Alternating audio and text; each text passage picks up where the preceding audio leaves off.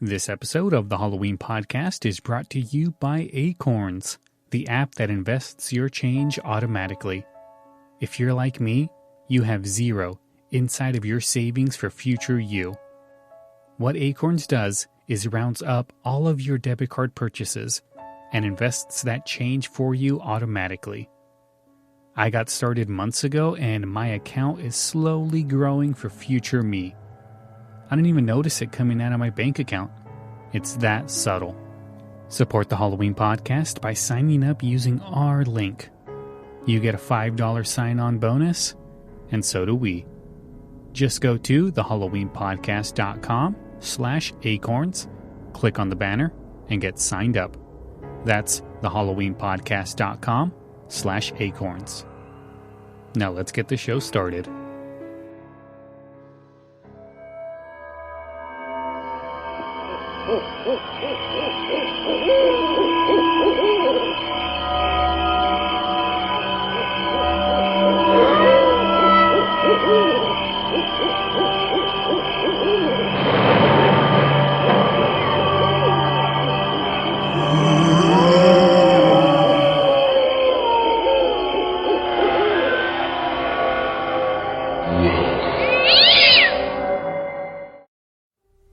Hello and welcome to another episode of the Halloween podcast. I am your host, Lyle Perez, and today we are in day 10 in our 31 show. It's a 90s Halloween countdown.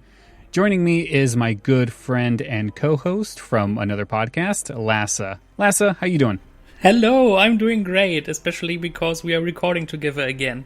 Yes, it seems like it's been so long since we've recorded anything together. Oh, so long. Yes, he is from our other podcast. It's a 90s Christmas podcast, so if you like Christmas stuff, check that out. You'll be able to hear me and Lasse riff on a lot of 90s Christmas content, and you might even hear us cry a couple of times because there's been a couple of specials that kind of got us. Oh yeah, very, very emotional punch in those cases. Yes, but today we're not talking Christmas. We are talking Halloween. We're talking 90s Halloween with the movie Sleepy Hollow from 1998. 99 even. 98? No, I could have sworn it was 98. Sorry to disappoint, but no, it's actually 99. It is 99. Well, it was probably filmed in 1998. That might be the case, and it came out in February 2000 in Germany, so we have 3 dates in this case. Yeah, November 19th is when this one came out, right after Halloween. Yeah, pretty fitting. I think they should have released a little bit earlier, so it could be like they could have amped up from the pre-Halloween fever, and then everybody would go as the Headless Horseman or anything, because this was actually a pretty big hit when it came out, so it wouldn't have been too far-fetched for people to... Oh yeah, definitely. But looking at the numbers, I can see that it was a pretty big hit. Yeah, worldwide. Yeah. Which was even in Germany, it came out in an edited version in the cinema, so it could be rated 12. They cut out a few bits here and there, pun intended. Probably a lot of the beheadings. Some of them, yeah. I think there's a total of 18 beheadings in this movie. Wow, 18 of them. Well, I mean, Sleepy Hollow isn't necessarily a Halloween movie per se. It is scary in a way, and it sure does have a lot of jack-o'-lanterns. Yeah, it has. It's not about Halloween, but it oozes that Halloween atmosphere. Yeah, it has scarecrows, jack-o'-lanterns with certain light and feel, and also the original story became very popular around Halloween time and all of that. Was that the story, The Legend of Sleepy Hollow by Washington Irving, was first published in 1820, and it was one of the earliest examples of American fiction with enduring popularity. So it was actually a pretty big piece of culture for America in a lot of ways. And I would actually argue that the Disney adaptation from 1949 might be a little bit more Halloween-y, because it's a little bit more playful and all of that, and it also has jack-o'-lantern imagery. So I don't know what would be more ideal to watch around Halloween. Yeah, it does get you in the mood. I mean, everyone knows that it's a ghost story, basically. The Headless Horseman is basically a ghost, but you can, like, touch him. But I thought it was weird that he's the Headless Horseman, but he, in a lot of the close-ups, he really has no body. Like, no body. there's the only thing it is clothes. Oh, but that's what you mean. You mean you don't see the neck. Yeah. I know that. Yeah, so but it's a ghost. It's a ghost. Yeah, it's a little bit because I guess it is a ghost with his clothes on, because you see the skeleton laying there in his grave at one point. Mm-hmm. But later, when he gets the by the way, people, just to get it out of the way, there are spoilers in this. If you haven't watched this one, maybe watch it before you proceed to listen. But a lot of people know this movie, and if you don't mind spoilers, just keep listening. When he gets a skull back at the end, then it just the skin grows back and all of it. So yeah, it's a little bit convoluted in terms of what exactly are the rules. But I don't mind it. I mean, it's Ghost, can do anything, whatever. Yeah, the horse was very real, though. Oh, yeah. Which is really interesting. I mean, it's also kind of like a demon horse, because it comes out of this hellhole dimension. But it certainly it is as real that even normal people can ride on it. And yeah, but I like in my head canon, it would be it's actually really funny, because when the horseman dies near the beginning, like the actual horseman, his horse seems to have survived because it stands at his grave. And then, was the horse cursed too? I guess, I don't know. It seems that way, that it would be cursed, but I don't know. I always find fascinating the lore behind a lot of stuff. Yeah. Like, how do ghosts really disappear? Do they, like, go through a wall and then they're gone? Do they dissipate in front of you and then they're gone? Like, what actually happens for them to leave? That's what I'm always fascinated about when it comes to ghost stories. Yeah. And in this case, I'm like, yeah, why is the horse like a ghost as well? I don't know. In this case, it's witchcraft which brings him back to life. So it's, in the original story, there really doesn't have to be any reason. It's just a ghost. And even in the original story, which is a funny thing, it's even suggested that it isn't a ghost, that it's actually a Brahm, like the guy from the village, playing a prank on Ichabod Crane. Okay. So it's vague in the original. That's kind of what I was thinking as I was watching the movie was, it's going to end up being a joke. Because I haven't seen this movie in such a long time that I completely forgot everything about this movie.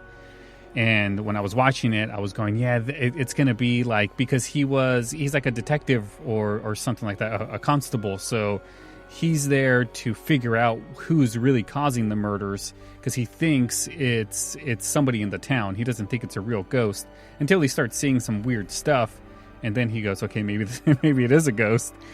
Yeah, that's the theme of the movie, and that's really cool. All of that, but it's funny how the movie gives it away much too early, because when we see the second victim, the guy who watches over the village in the first night, you see like the fog blowing out the torches.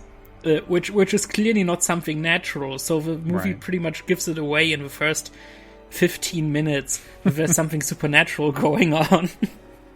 Yeah, I kind of wish it didn't. I kind of wish it would have let us believe that it was somebody in the town. But once it started getting into all of the witchcraft stuff, I was like, okay, it's less interesting, because I know now what's causing it. Like, if they would have kept it more obvious in the beginning, it would have held my attention better.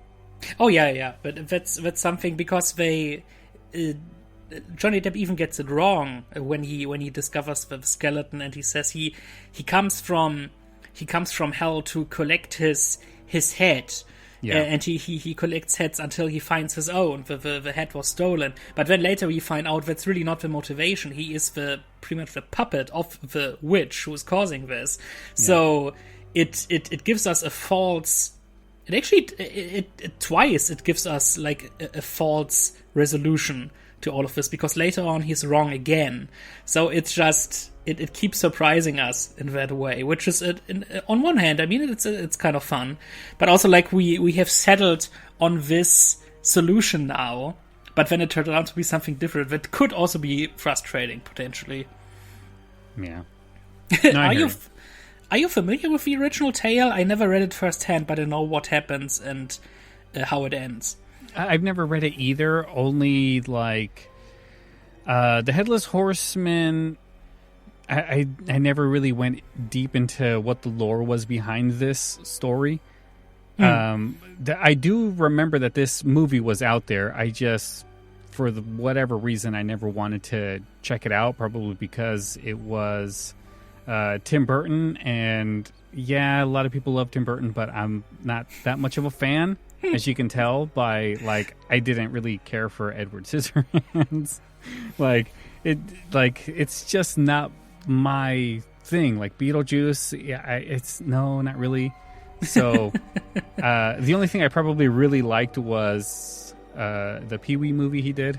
Pee-wee's Big Adventure. That one I liked because I thought that was funny, but it tries to be weird, and I don't know.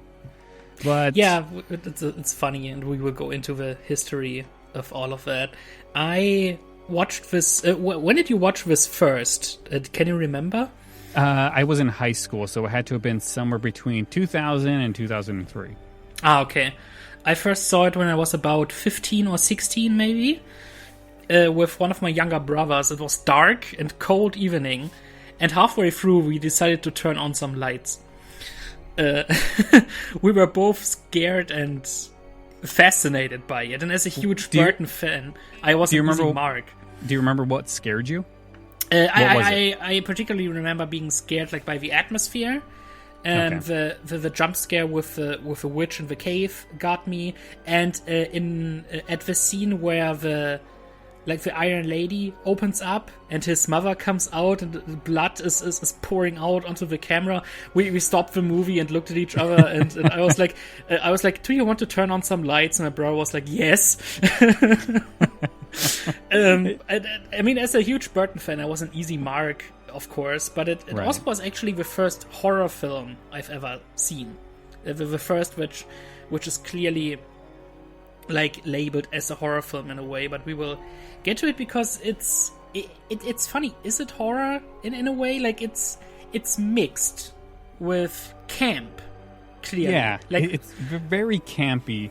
The stuff to me wasn't necessarily scary. It was over the top scary. It was too over the top to where it wasn't as scary, more theatrical than anything. Yeah, it's not a true horror film. It's obviously an homage to the Hammer films, especially those from the 60s, 70s, 80s. It is obvious that they try to recreate the feeling of a classic Hammer film. The plot is far more complicated and layered than the original work it's based on. The production design is rich and detailed. The color palette is muted except for the blood, which has that trademark bright, almost neon look about it. And there are even two actors who were in Hammer films before making an appearance here, Michael Gough and Christopher Lee. Okay. Yeah, I did notice Christopher Lee was in it for a couple minutes. Yeah. Which is, I think I have here a comment from Burton or somebody about the making of this movie and why they wanted it to be like this Hammer thing, in a way. There's a certain thing I've always loved about horror movie actors, Burton said. There's a separateness about them. They're just doing their own thing. You feel their aloneness. You feel like they don't socialize much, and they're having some problems, are somewhat tormented, are somewhat living in their own head, and that's why you relate to them. Okay. And the Hammer horrors do this, they enhance elements and accentuate quality in terms of like colors and all of that. Right. And the Hammer Horrors did it without knowing they were doing it, and we are doing it because we like it. Yeah. Well, to me, it does seem over the top. So. Oh yeah, absolutely. I mean, that's also what the old Hammer films were. The idea of this movie came from Kevin Yeager, who fell in love with the tale as a child and later found success in Hollywood as a special effects and makeup artist. I think he might have worked for like Buffy the Vampire Slayer. He worked on tons of horror stuff. He also was a TV director. And he worked out a screenplay with Andrew Kevin Walker, who also wrote David Fincher's Seven. And Paramount got the rights, but it took a few years until Burton signed up, whose prior two films hadn't been financially successful, Ed Wood and Mars Attacks. And it was actually... it was actually after John Carpenter's Scream and Walker's success in Seven that the projects came into motion, and the studio considered Burton as a director who had been the producer's dream candidate since day one. And Burton had just finished his pre-production work for Superman Lives or Reborn or whatever, we talked about this already, which died before the actual production began. And now he was free again, and after he took Sleepy Hollow, the script was briefly touched up by Tom Stoppard to add a tiny bit of humor to the whole affair. So in the original script was way darker and more violent. And in case that name sounds familiar, Stoppard also wrote Shakespeare in Love. Oh, okay. Just for the listeners out there. But yeah, a lot of history behind this. And what was your overall like rewatching it again after all these years and having forgotten it? What was your impression? Like, did you like it or didn't you much care for it? The biggest thing that got me was I could have sworn that Ichabod Crane was more like a soldier, but in this one he seems like a scaredy cat. Like he's scared of everything. Which to like when I saw there was another Sleepy Hollow show not too long ago, like within the last 5 years, and that Ichabod Crane was like more of a fighter. But yeah, I mean he died in battle, right? In that series, they showed like in a flashback that he dies in battle and trying to kill the horseman. Yeah, he's battling the horseman, and that's kind of what I thought was going to happen here, because like I said, it's been such a long time that I didn't remember what this movie was about. So as watching it, I'm sitting here going, man, why is he such a coward? I thought he used to fight the horsemen. He kind of does briefly here and there when he learns to stand up for himself. In the original tale, he is a teacher. That's also the case in the Disney movie. And he's also like this in the Disney movie. He's this lanky, goofy guy. Johnny Depp actually wanted the character to be even weirder. Yeah, I think there's something in the trivia about that. He wanted to have like the big ears and the long nose too, to make him more ugly. But they didn't let him do that, because that would have made him look like even more like the actual cartoon character. Have you ever watched the Disney cartoon? No, I have I've seen stills of it, but I've never seen the thing. It's actually it's one of the two segments in Ichabod and Mr. Toad, and I watched it not too recently, for the very first time, because I've heard so much about it, and being a fan of this tale in a way. Yeah, I just wanted to see how they did it, and which is really. Which is really cool. Let me see. It's very entertaining. It's an entertaining take on the story, with a finale featuring the Horseman being especially fun in a creepy way. And I wouldn't be shocked if Sam Raimi was hugely influenced by that sequence. There's so much there. Even a little nods here and there. The way the jack-o'-lantern flies directly into the camera. That's from the cartoon. Yeah. There's also.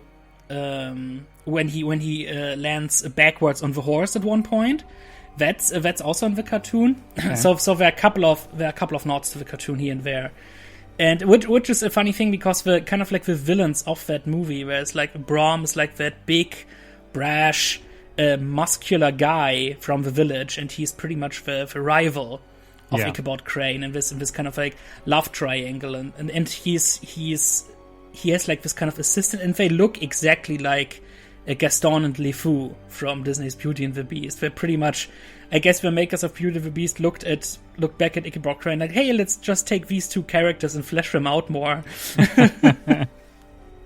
Yeah, it kind of seemed like he would have been a better choice as like a tough Ichabod Crane.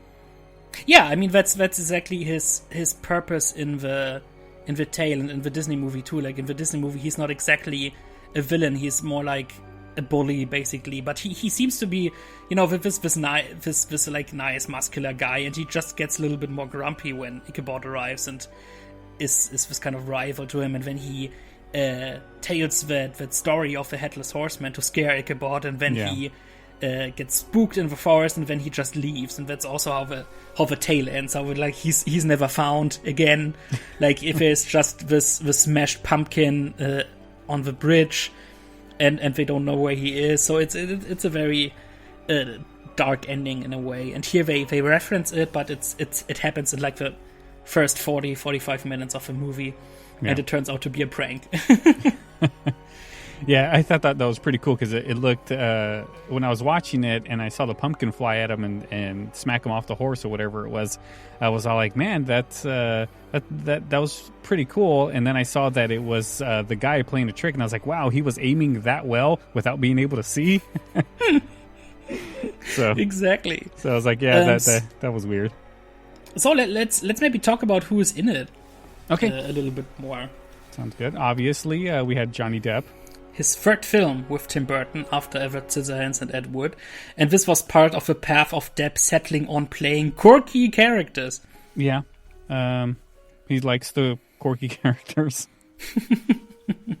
During the 90s, he really, he jumped on the path and hasn't left it since. In a way, in a few days, I'm gonna review a new movie that's coming out with him. I'm getting a special screener for it for review purposes, and he plays the villain, I think. No, okay. I didn't know he was still acting. Oh yeah, he is. He still is from time to time. Yeah. I thought he had trouble with domestic violence problems or something. So apparently, it turned out that he was actually the victim of that stuff. Oh, so is he going to go back to pirates? I don't think so. No. They are working on kind of like a reboot. Oh. With like female main characters, I think, with actually really really cool choices to play, and I'm like I'm all here for it. When you bring back the fun into the series again, who knows what could come from it.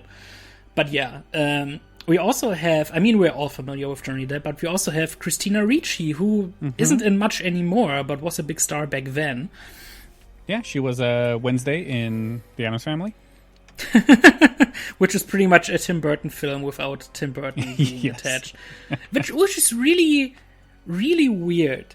Because her performance in this is so interesting and committed. She fits right into the time period and the kind of movie this is.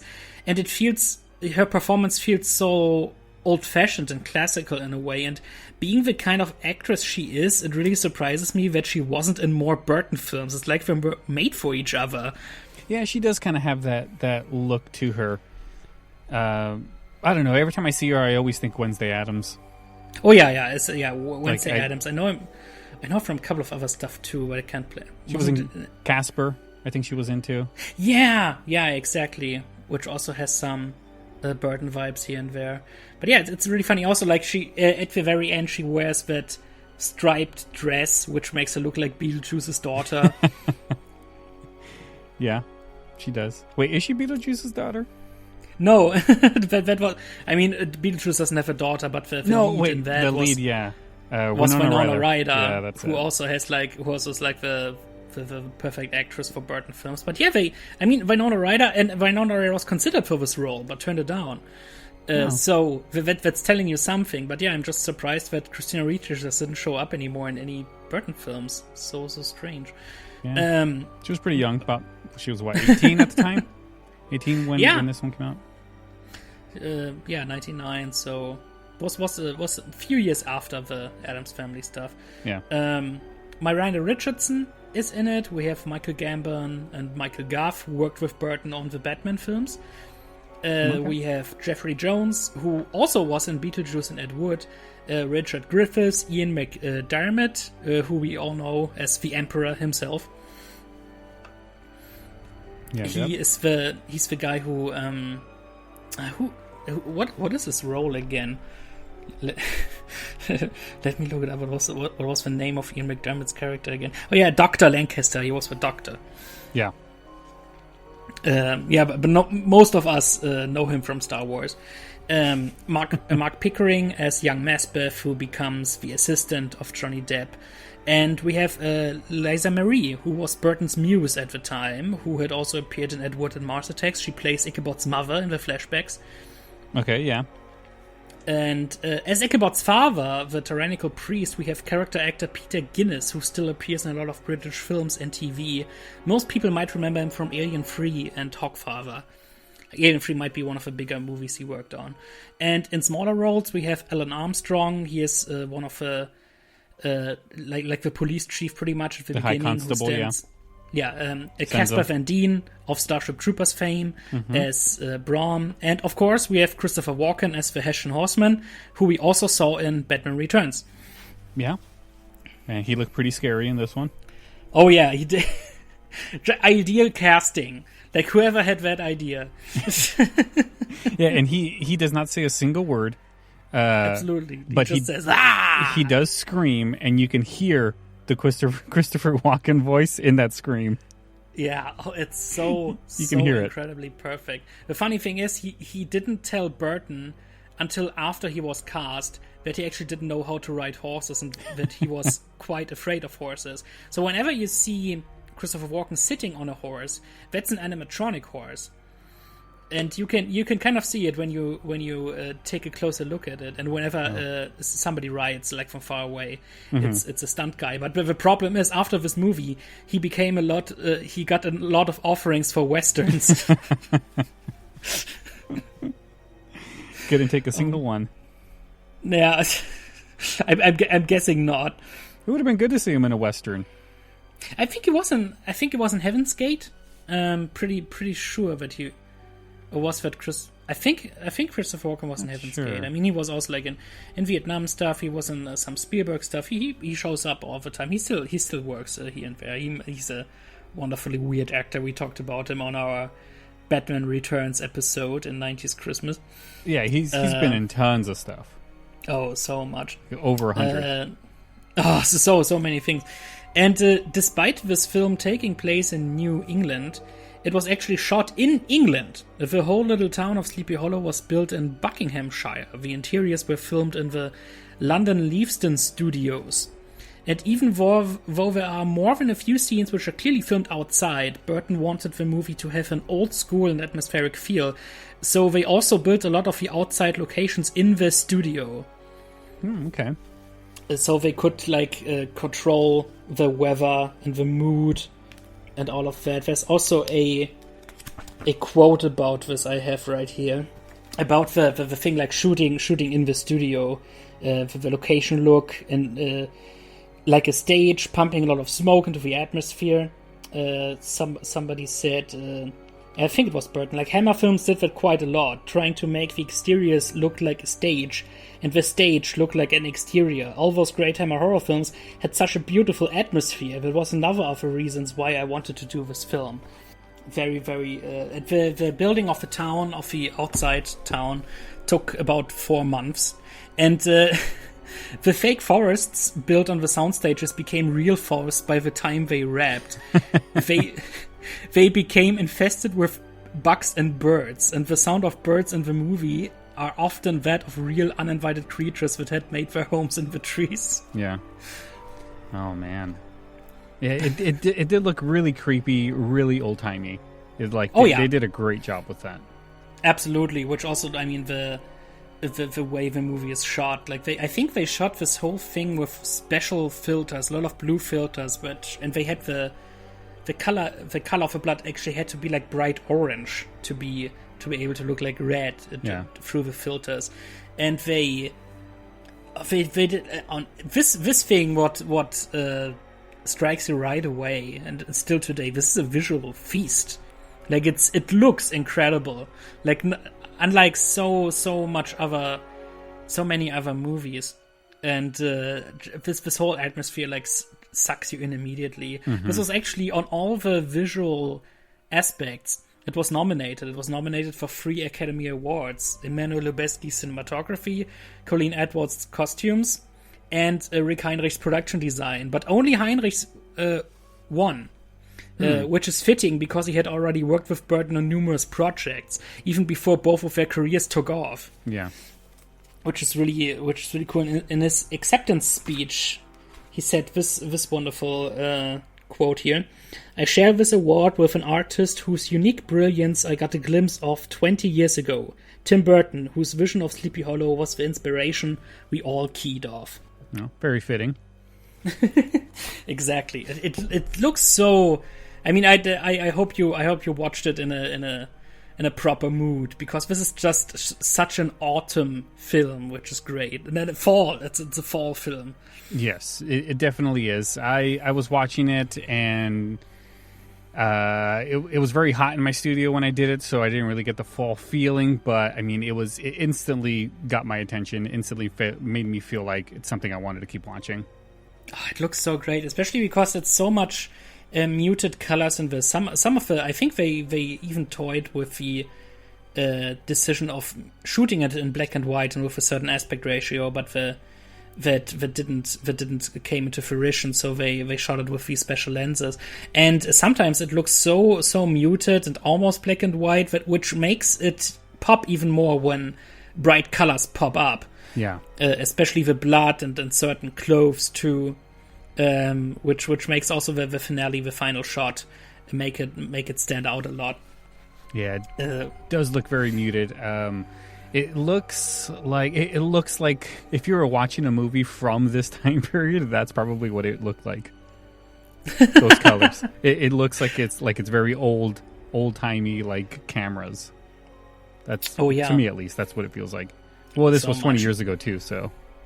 Although it's really fitting in the way how there are a lot of British actors in this. I mean, it was shot in England, so that was a part of it. But also in terms of Sleepy Hollow, I think it was like a Dutch community originally, or at least with some people from that area, which I think also the windmill might kind of be a nod to that, and also how the windmill is burning down. That is actually a reference to Frankenstein, and Burton did the same thing in Frankenweenie, his long version of Frankenweenie, and I think it's also in the in the old one he did it. He does it as well. A lot of windmills burning in Tim Burton films, which I think was like a miniature, like a certain scaled miniature, which is really cool because in terms of the effects they use quite the variety. We have a lot of sets. They have matte paintings in certain scenes. I think miniatures for the exploding windmill, for example, and they use CGI, which is used mostly very well, especially for the horseman himself. Did you know how they did it? No, green screen. No. The stuntman wore a blue ski mask, masking his whole head, and they keyed it out. And most of the other CGI is so brief that it holds up very well. They didn't they used CGI to key out his head, but also they used CGI to recreate his collar, to make it to not make it like stand out, to see there's an actual head there. So whenever you see the horseman, that collar on his vest, that isn't there either in reality. They had to CGI that to give you the illusion that it wasn't actually a head, like moving the collar in certain spots. So that's actually really impressive. It is. That's really impressive. I didn't think of that. Yeah, as the horseman's making his head movements, you wouldn't be able to see absolutely. That. But it's really cool with mostly the CGI where they do it here and there. It holds up pretty well, with the exception of maybe like one or two small parts where you can clearly tell there's one decapitation where you can tell, okay, yeah, this is clearly done with CG, and there's the part where like the snake eyes come out. Yeah, you mean there wasn't any real beheadings on this one? I mean you can do beheadings with practical stuff, and mostly they use like this. They use this mixture of puppets and CGI and all of it. I have seen behind the scenes things where they use like these practical stand-ins and they have real heads rolling around and all of that. And sometimes I mean of when they like enter and exit the gates of hell or whatever it is. Like that's done with CGI. I have seen behind the scenes footage. They were really ambitious with this stuff. Like they really wanted to make it look interesting and cool. But also I think it's fitting that some of the effects look kind of goofy nowadays because that fits right in with the overall tone and the feeling of the film they want to create, which is like, this homage to the Hammer horror films, which also had a mixture of pretty good effects and kind of weird, cheesy effects. Yeah, they looked nice. I mean, a lot of the effects wouldn't like. They look great to me. It looks like it's part of what's supposed to happen. It doesn't look like it's cheesy or anything. Oh no, nothing really stands out in terms of this doesn't fit in here quite well. No, it all comes together. I mean, the biggest CGI scene is when the muscles and skin and hair grow back on the skull, and that still looks pretty cool. That's really cool how they do it. I think it was ILM who worked on the effects. I'm not quite sure, but that was 99 when this was a couple of years after Jurassic Park, but it was still when CGI was in its baby legs in a way, when they were still trying out new things. And this uses it appropriately in a lot of ways, which makes it. I mean, and the way how it looks aged on purpose, in terms of the tone and the style, that makes it. I think that makes it age very well. Like when you watch it today, or when you watch it with maybe like a person who's used to more modern horror films, I don't think he would really say, "Oh, this looks dated," because it's so clearly the intention that it's supposed to be is kind dated, of old, but it's supposed to be old-fashioned. Well, to me, it looks old-fashioned. So, oh yeah, but on purpose, of course. Yeah. So we have all of these things out of the way. Let's talk briefly about the actual story. I guess maybe you can sum it up. What happens in the movie? So what happens is Ichabod Crane wants to examine stuff. he's like an examiner. That's what I got immediately. That he wants to figure out how things work, what is actually causing what, because he wants to. At the very beginning, he wants to examine a body, and everyone's like, "Why are you going to examine a body? It drowned. It's in the water. It drowned. Case closed." And he's like, "No, but I mean, how do we know that the person didn't die before they went into the water?" And I think that they sent him to Sleepy Hollow because of people are getting beheaded, just to get him out of the way.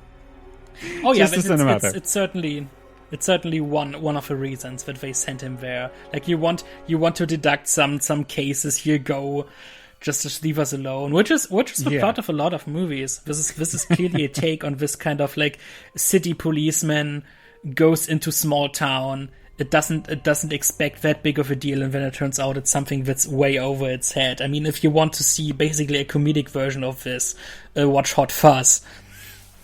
Yeah, Rush Hour is also the same thing. Oh yeah, Rush Hour, they do that. The Wicker Man is kind of the same plot too, like the same concept, where a guy goes into this secluded place, and it turns out there's something weird going on. I mean, there are a lot of movies which do that, and this one does it pretty well. And yeah, when he arrives, what happens? So he gets to Sleepy Hollow, and he starts to figure out who's killing all of these people. There's been 4 beheadings that's happened, or 3. And then I think at one point they say that they're in like the late 1800s. They're about to go into the 19th century. Mm-hmm. Were they still wearing this type of clothing in close to the turn of the century? Because I thought literally in 20 years everyone was like in modern suits, like in 1920. Because this looks like it's from like the 1700s. I think it's I mean it's kind of like this backwards thing how we call the 19th century the 18th century and all of that. And I think it's 17. I think it takes place in like 1799. So they were in 17s. Gotcha. Okay, that's kind of where I got confused. I thought for sure that they said that they were going into the 19s. So I was like, okay. Yeah, but I'm pretty sure it takes place there. Yeah, all the beheadings are happening. He's on his way to Sleepy Hollow to figure out what's going on. And then as he's going to Sleepy Hollow, the credits are rolling. And then all of a sudden I see music by Danny Elfman. And then I think in my head, of course Lasse would want this one. I mean, it's Tim Burton. What do you expect? That's actually something I really love about this. Like, it's a shame that he wasn't nominated for an Oscar, because this is one of his best scores easily. I even wrote a detailed review about it for One Halloween a few years ago.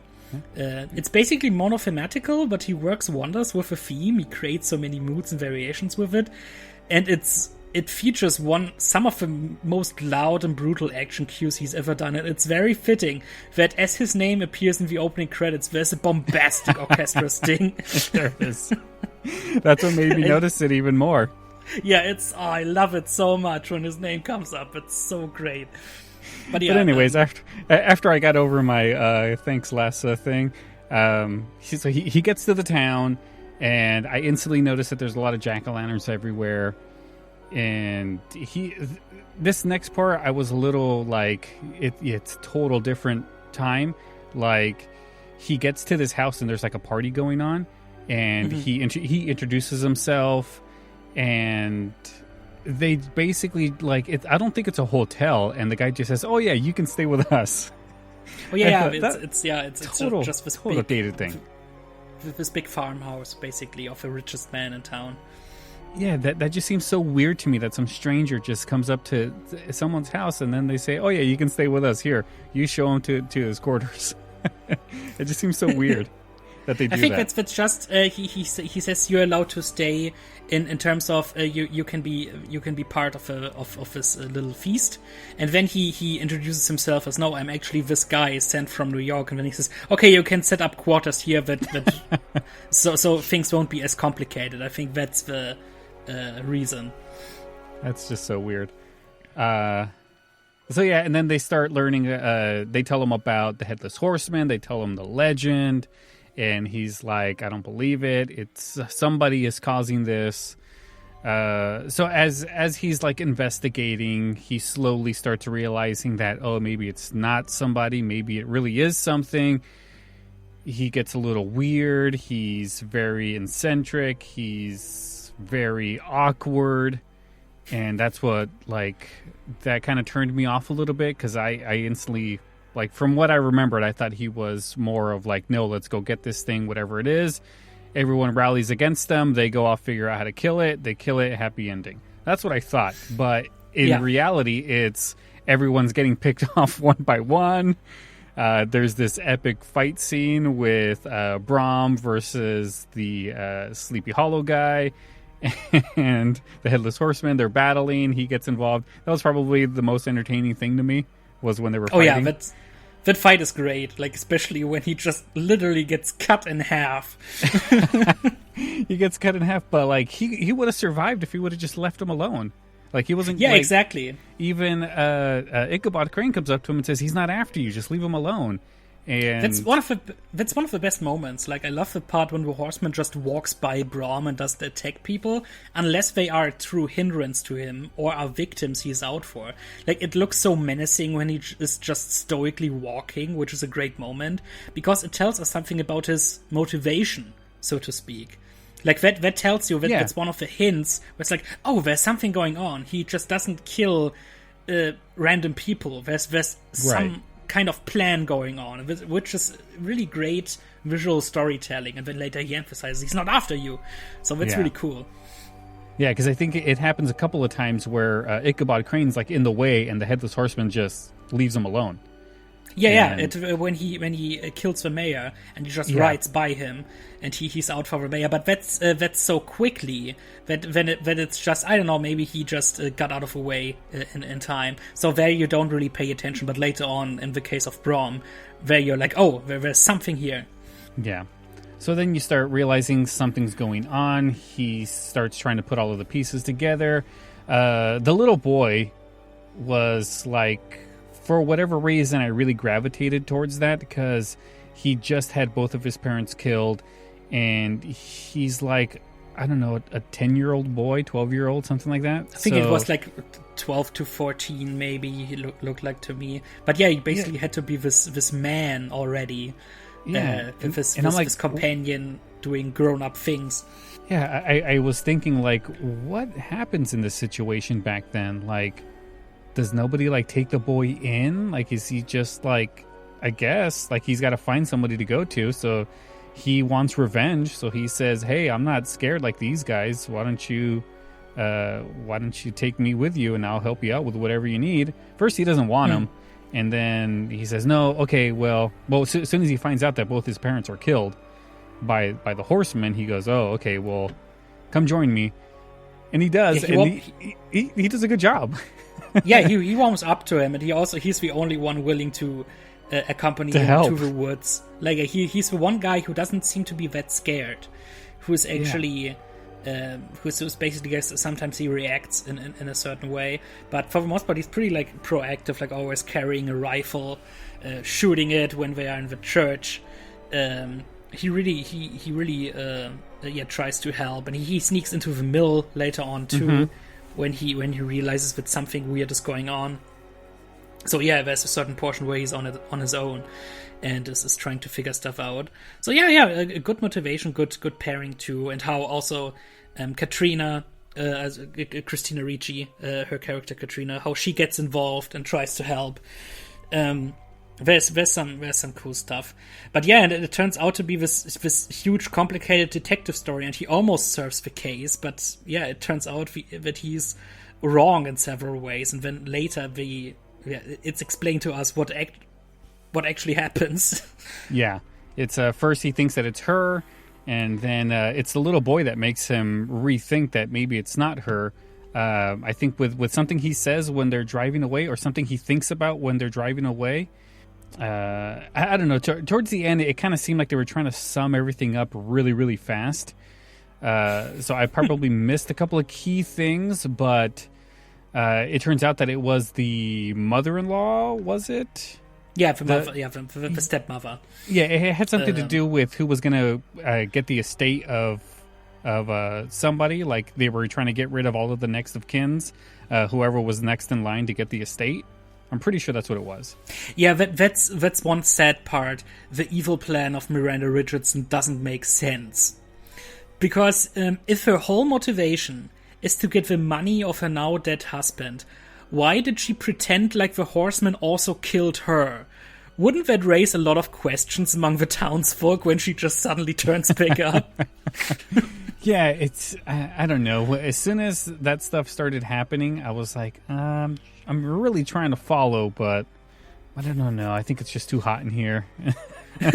But that's also one of the throwbacks to the Hammer films, which were like this hugely complicated affair only briefly being about the actual plot of the stories that were based on, like Dracula, Frankenstein, the Mummy, all of that. They made it much more elaborate and complicated, and this fits right in, but this is like kind of like a plot hole where I'm like, oh no, sorry, I mean, all of your like revenge plot is pretty sound, but when you're going out of your way to killing like a maid and even scarring her hand so people think it's you, no, at that point you're screwed. I'm sorry. Yeah. Yeah, so it got all weird towards the end, but then the Headless Horseman was going after Katrina to try to get rid of her. They fight. There's like this big elaborate chasing scene, which was pretty cool. Oh yeah, that's really one of the highlights.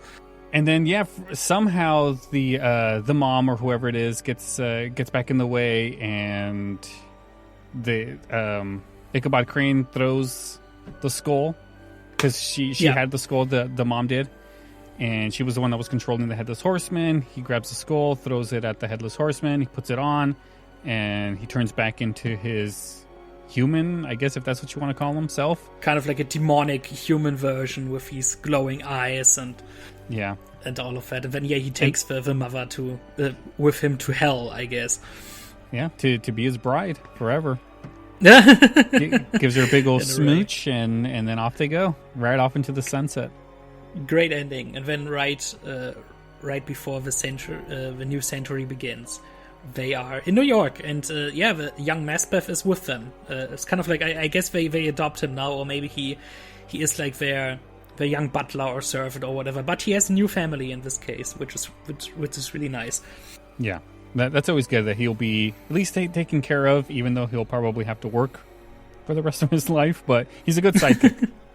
Oh yeah, absolutely.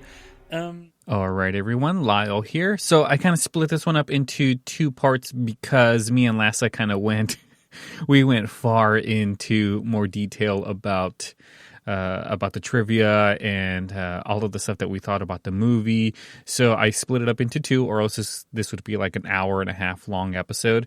So to kind of give you guys a little bit of a break, come back tomorrow and you will hear the rest of the discussion. So that's going to do it for day 10 of It's a 90s Halloween Countdown. Thank you guys so much for listening. If you'd like to support the show, you can do it a couple of different ways. You can go to Apple Podcasts, leave us a 5-star review. Trust me, those do help.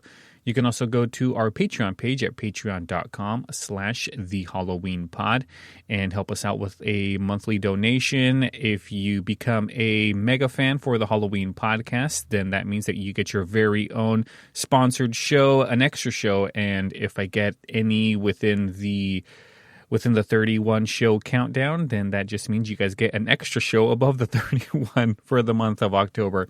So please support this show by going to patreon.com/thehalloweenpod and get signed up. If you have any questions, comments, or want to suggest anything for a future show, just go ahead and send those to thehalloweenpodcast@gmail.com.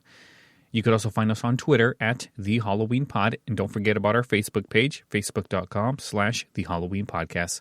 All right, guys, I will see you again tomorrow for part 2 of the Sleepy Hollow discussion. Have a good night.